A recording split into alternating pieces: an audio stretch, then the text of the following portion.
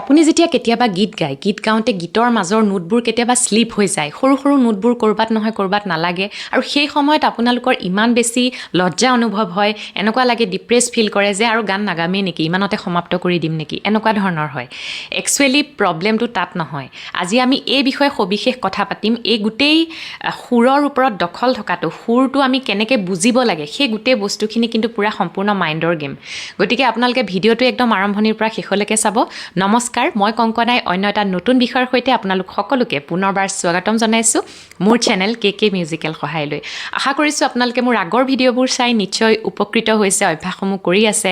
আৰু যিসকলে চেনেলটোলৈ নতুনকৈ আহিছে তেওঁলোকক অনুগ্ৰহ কৰি কৈছোঁ, প্লিজ চেনেলটো ছাবস্ক্ৰাইব কৰি ল'ব আৰু এনেকুৱা ধৰণৰ খুব ইণ্টাৰেষ্টিং মিউজিকেল টপিকবিলাক আপোনালোকৰ মাজলৈ লৈ আনি থাকোঁ। গতিকে বেল বাটনটো হিট কৰি থ'বলৈ নাপাহৰিব, যাতে মই ভিডিঅ' দিলেই নটিফিকেশ্যনটো সোনকালে পায়। বহুত ঘণ্টাৰ পিছত ঘণ্টা ৰিয়াজ কৰাৰ পাছতো, স্বৰগম গোৱাৰ পাছতো, পাল্টা কৰাৰ পাছতো কেতিয়াবা এনেকুৱা হয় আপোনালোকে ক'ৰবাত ষ্টুডিঅ'ত গাবলৈ গ'ল বা মঞ্চত গাবলৈ যোৱাৰ লগে লগে সেই স্বৰসমূহে মানে আপোনালোকক একদম বিশ্বাসঘাতকতা কৰি দিয়া যেন লাগে। জেগাত আপোনালোকে ইমান প্ৰেক্টিছ কৰি গৈছিলে, হ'লেও নালাগিলে। কেলে হয় সেই সমস্যাটো? এই সমস্যাটোৰ উত্তৰ কিন্তু আমাৰ মাজতে আছে। এই সমস্যাটো গলাৰ নহয় বা আপোনালোকৰ ৰিয়াজৰ অভাৱত হোৱা সমস্যা নহয়। এই সমস্যাটো কেলে হয় জানেনে? আপোনালোকৰ মন আৰু কাণৰ শুদ্ধ প্ৰশিক্ষণৰ অভাৱত হয়। প্ৰথম কথাটো হ'ল, গান শিকাসকলে ভুলটো ক'ত কৰে।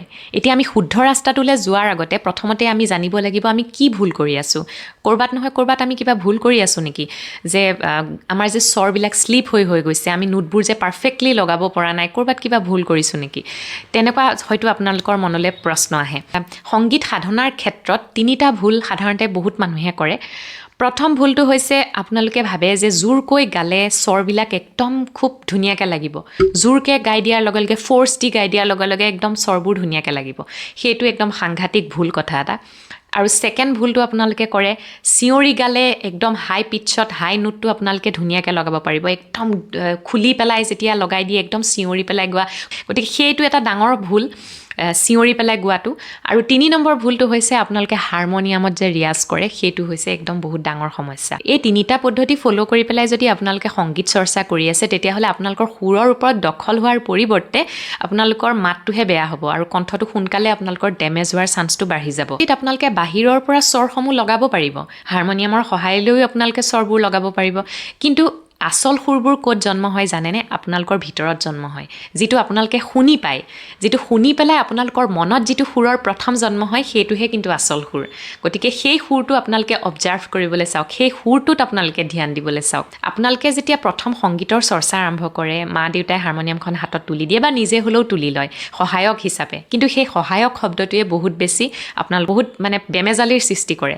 সেই যে হাৰমনিয়ামখন লৈ আপোনালোকে বজাই স্বৰবোৰ লগাই অভ্যাস কৰি থাকে, এনেকুৱা হয় যে হাৰমনিয়ামখনৰ অবিহনে আপোনালোকক যদি ডাইৰেক্ট খালীকৈ আপোনালোকক তানপুৰাত দি পেলাই, কৰ্ড এটাত দি পেলাই গাবলৈ দিয়া হয়, তেতিয়া কিন্তু একদম নোটবোৰ জেগাৰ পৰা খুব ফ্লাকচুৱেট হৈ থাকে, খুব শ্লিপ হৈ যায়, অ'ত ত'ত গুচি যায়।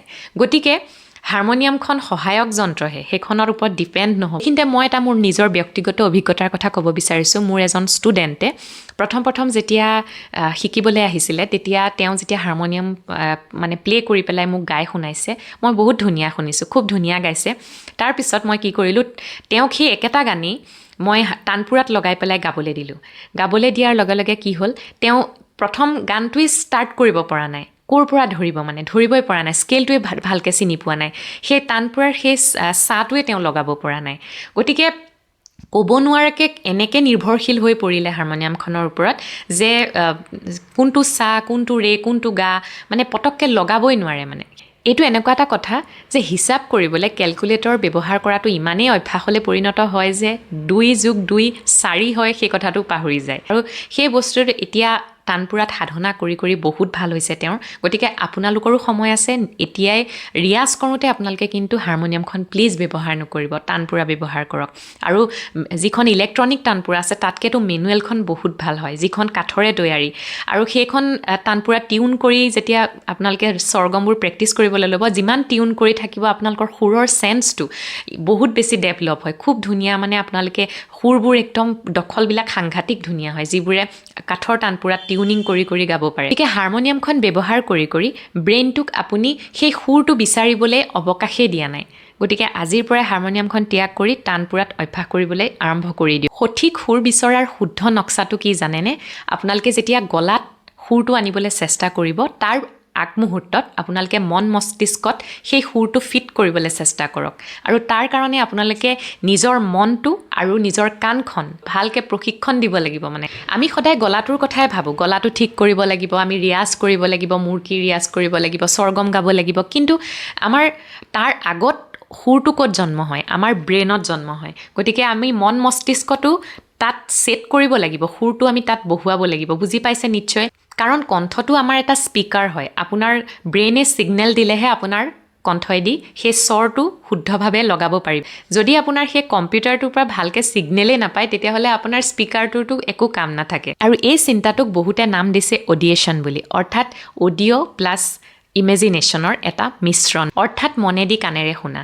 যিকোনো এটা সুৰ আপোনালোকে গলাত অনাৰ আগমুহূৰ্তত মানে কণ্ঠলৈ অনাৰ আগমুহূৰ্তত সেই হুবহু একেটা সুৰে আপোনালোকে ব্ৰেইনত পূৰা ইমেজিন কৰক সেই একেটা সুৰ আপোনালোকে ভাবক গোৱাৰ আগতে ভাবক খালি একদম সাইলেণ্ট হৈ ভাবক যিমান ইমেজিন কৰিব আপোনালোকৰ সেই সুৰটোৰ ওপৰত দখলটো সিমান ধুনীয়া হ'ব সেই চাৰ যিটো স্থান তানপুৰাত যিটো স্কেল বাজি আছে সেই স্কেলৰ যিটো গুণছ চা আৰু পা লাগি আছে নহয় সেই চা আৰু পাটোত ইমানেই ধ্যান দিয়ক সেই ধ্যানটো আপোনালোকে ব্ৰেইনত সেট হ'বলৈ দিয়ক আৰু এটা কথা মই আপোনালোকক ক'ব বিচাৰিছোঁ মই অধ্যয়ন কৰি গম পাইছোঁ যে 99% মানুহৰে কিন্তু সুৰৰ সেন্স ধুনীয়া কিন্তু মানুহে ভাবে যে খুব 1% মানুহৰহে সুৰৰ ওপৰত সেই সেন্সটো নাথাকে 99%ৰে কিন্তু বহুত ভাল থাকে কিন্তু সেই প্ৰব্লেমটো কেলে হয় জানেনে ভালকৈ গান শুনা বা স্বৰটোৰ ওপৰত ভালকৈ ধ্যান দিয়াৰ অভাৱত হয় কাণখনক আপোনালোকে ভালকৈ প্ৰশিক্ষণ নিদিয়ে গান এটা শুনিবৰ বাবে বা মনটোক আপোনালোকে ভালকৈ প্ৰশিক্ষণ নিদিয়ে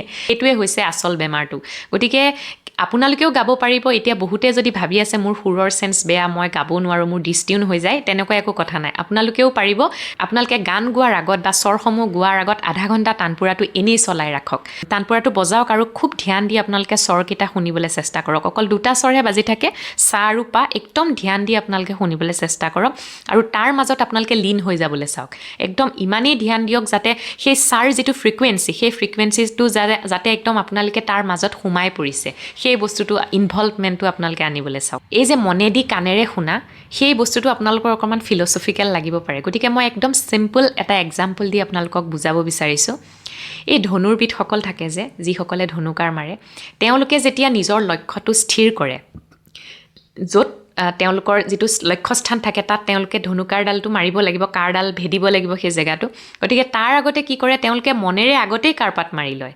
মনেৰে কাৰপাত মাৰি অলৰেডি সেইটো তেওঁলোকে ভাবি লয় যে সেইটোত মই লগালোঁ ধ্যান মই কাৰডাল সেইডালত সোমায়ে গ'ল মানে তাৰ পিছতহে তেওঁ কাৰডালেৰে গতিকে স্বৰৰ লগতো সেই একেটাই কথা আপোনালোকে আগতেই ভাবি ল'ব যে স্বৰৰ যিটো চা গাব যিটো ৰে গাব গা গাব তাৰ স্থানটো কোনটো সেইটো ভাবি ল'ব ভাবি লৈ অলৰেডি তালৈ যাবই আপুনি যোৱাৰ পাছতহে আপুনি সেই স্বৰটো লগাব মানে মাইণ্ডত আপোনালোকে ভাবিব ইমেজিনেশ্যনটো আপোনালোকৰ ষ্ট্ৰং কৰিব মানসিকভাৱে আপোনালোকে যিমান ষ্ট্ৰং কৰিব মানে স্বৰৰ ওপৰত দখলটো সিমান আপোনালোকৰ কণ্ঠইদি কিন্তু ধুনীয়াকৈ গীত ওলাব সিমান আপোনালোকে সুৰত গান গাব পাৰিব গতিকে সুৰত গান গাব নোৱাৰাৰ কোনো কথা নাই আজিৰ পৰাই ষ্টাৰ্ট কৰি দিয়ক যি মই কথা ক'লোঁ এই কথাখিনি আপোনালোকে ধুনীয়াকৈ ফ'ল' কৰক আপোনালোকৰ যিটো মিউজিকেল জাৰ্ণি আছে য'ত আপোনালোকে ডিপ্ৰেছ হৈ গৈছে সুৰ লগা নাই সেই জাৰ্ণিটোত এটা নতুনত্ব আনক সেই জাৰ্ণিটো এটা নতুন দিশলৈ আপোনালোকে আগবঢ়াই নিয়ক ওপৰলৈ আগবঢ়াই নিয়ক ভাল হ'ব নিশ্চয় আপোনালোকে আগবাঢ়ি যাব পাৰিব ভিডিঅ'টো ইনফৰ্মেটিভ লাগিলে লাইক কৰিব কমেণ্ট কৰিব আৰু যিমান পাৰি সিমান